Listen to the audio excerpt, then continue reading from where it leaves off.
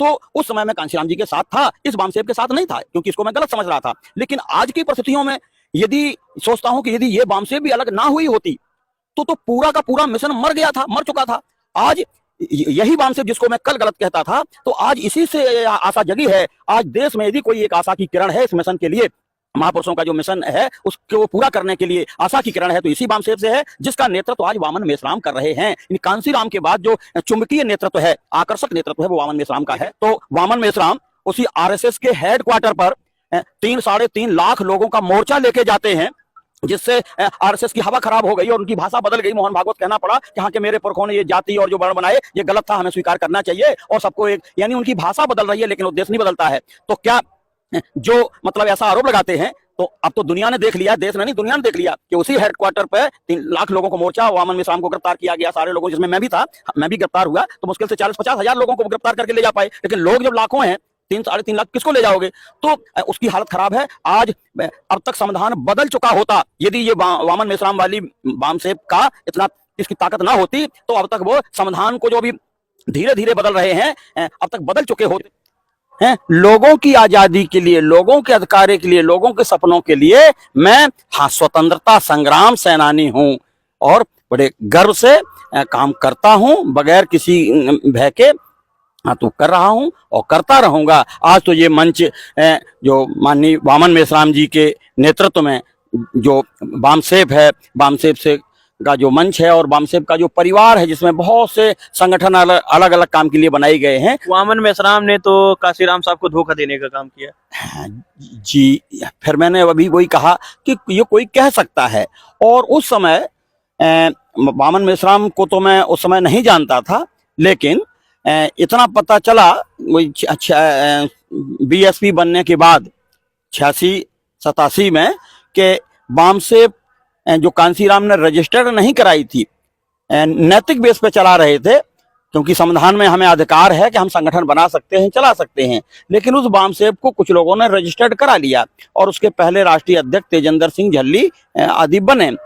तो हम लोगों को सबको एक झटका लगा कि भाई जो बामसेब इतना मजबूत आधार था, कर्मचारियों का संगठन, और जो बाबा साहब कह रहे थे कि पढ़े लिखे लोगों ने हमें धोखा दिया है, इसका मतलब वो पढ़े लिखे लोगों से उम्मीद करते थे। कांशीराम ने उसी उम्मीद को जगाया था। तो कुछ लोग जो कांशीराम हमारे मसीहा बन के आए थे, त्यागी बन के आए थे, और उनसे अलग रजिस्टर्ड करा लिया, तो धक्का लगना तो स्वाभाविक था। तो इसमें दुश्मन की भी, विरोधी की भी चाल हो सकती है कि जिसके कारण कांग्रेस कमजोर हो रही थी, तो कांग्रेस ने हो सकता है ऐसा किया हो। जो भी कारण रहे हों, उस समय वामन मेश्राम का तो ना मैं नाम जानता था, ना उनके से परिचित था, लेकिन अलग हुई थी बामसेब, वो तो बुरा लगा था, गलत लगा था।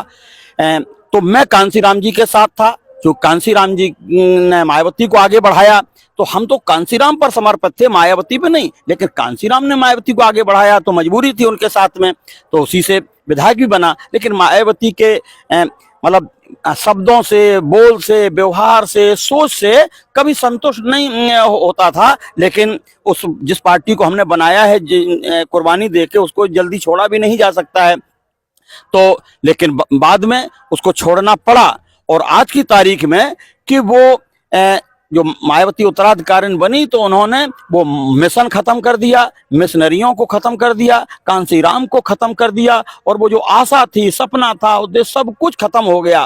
तो उस समय मैं कांशीराम जी के साथ था, इस बामसेब के साथ नहीं था, क्योंकि इसको मैं गलत समझ रहा था।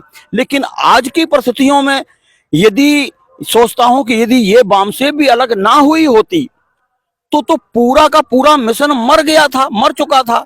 आज यही बामसेब जिसको मैं कल गलत कहता था, तो आज इसी से आशा जगी है।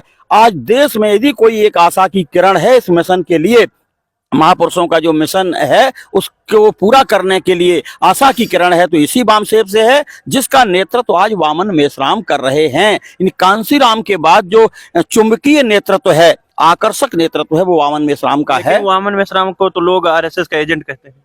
हाँ, फिर कोई बात, वो कोई कह सकता है, ये कौन किसको क्या कहता है उससे नहीं है। हाँ, ये तो रिसर्च जांच का विषय होता है।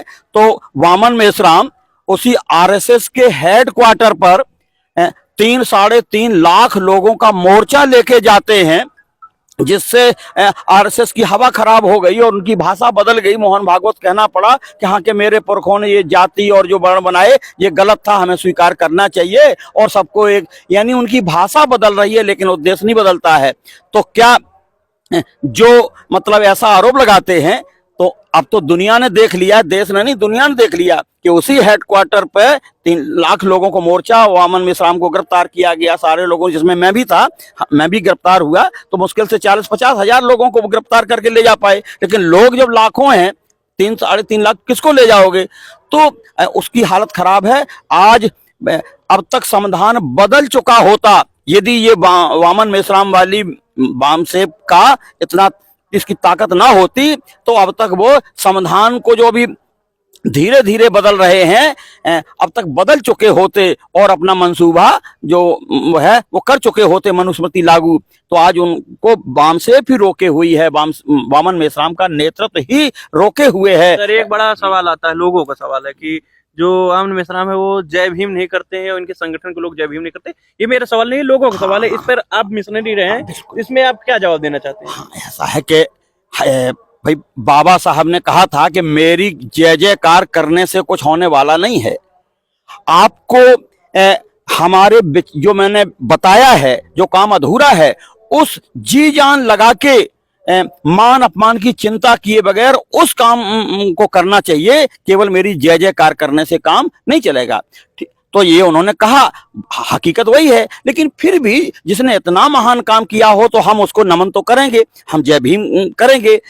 बुद्ध ने किया है तो हम उनको नमो बुद्धाय करते हैं, और हम कबीर को नमस्कार करते हैं, रविदास को करते हैं, फूले को, साहू को, नायकर को, या जिसने जिसने किया है नमन करना। वो कोई महापुरुष कह नहीं गए हैं कि तुम मुझे नमन करना, लेकिन ये मेरा फर्ज बनता है कि हम उनको नमन करें। तो जय भीम कहना बुरा नहीं, और वामन मेश्राम भी कहते हैं। लेकिन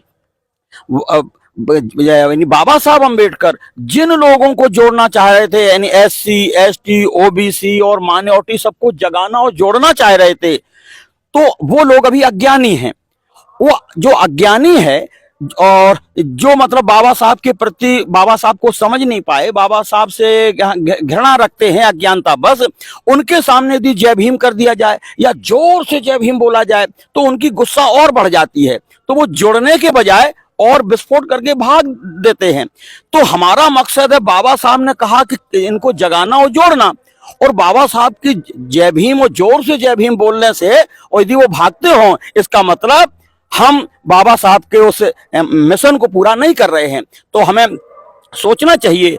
इसलिए आज एक जो तो फूले ने मतलब जो मूल निवासी का कंसेप्ट दिया था कि हम भारत के मूल निवासी हैं और ब्राह्मण विदेशी हैं, उसी को साहू महाराज ने आगे बढ़ाया, उसी को बाबा साहब ने बढ़ाया, उसी को मानवर कांसीराम जी ने बढ़ाया, और आज उसी को वर्तमान वामन मेश्राम बढ़ा रहे।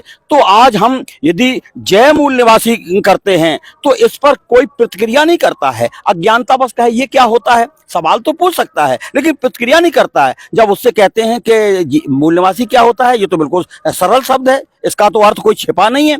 मूल निवासी मतलब भारत के असली रहने वाले। तो क्या आप मूल निवासी नहीं है? वो कहता हाँ है। तो यदि मूल निवासी हो तो हम मूल निवासी कर रहे हैं, वाह अच्छा अच्छा, यानी वो बुरा नहीं मानता, उससे वो जुड़ाव पैदा होता है। इसलिए हम कर सकते हैं जय भीम, जय मूल निवासी, जय फूले, जय साहू, जय भीम, जय मूल निवासी। यानी हम और हजारों जातियों में अलग अलग महापुरुष पैदा हुए हैं, तो हम उन सबके नाम, भाई सबके एक साथ तो नहीं लिए जा सकते हैं, लेकिन एक दो का नाम साथ में लिया जा सकता है। लेकिन मूल निवासी कहना जरूरी है, मूल निवासी पे हमारा फोकस होना चाहिए।